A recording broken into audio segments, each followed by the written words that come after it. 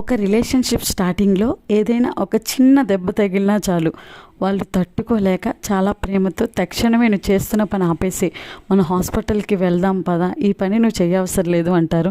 అరే చిన్నదే అయినా కానీ ఒప్పుకోరు. లేదు నువ్వు ఆ పని ఆపేసేయి అని చెప్పి తీసుకెళ్ళిపోతూ ఉంటారు. అదే కొన్ని ఇయర్స్ దాటిన తర్వాత అదే రిలేషన్షిప్లో తట్టుకోలేకపోతున్నాము, ఈ పెయిన్ భరించలేకపోతున్నాము, డెఫినెట్గా హాస్పిటల్కి తీసుకెళ్లాల్సిందే అని తెలిసినా కూడా విన్నట్టు చూసి చూడనట్టు తప్పించుకొని పక్కనకి వెళ్ళే వాళ్ళు చాలామంది అనమాట.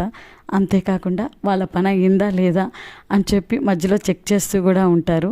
వాళ్ళ పని వాళ్ళకి అయ్యిందా లేదా అని చూసుకుంటారు తప్ప ఇక్కడ ఎంత పెయిన్ అనుభవిస్తూ మనకి ఇంత వర్క్ చేసి పెడుతుందా అని చెప్పి ఆలోచించరు.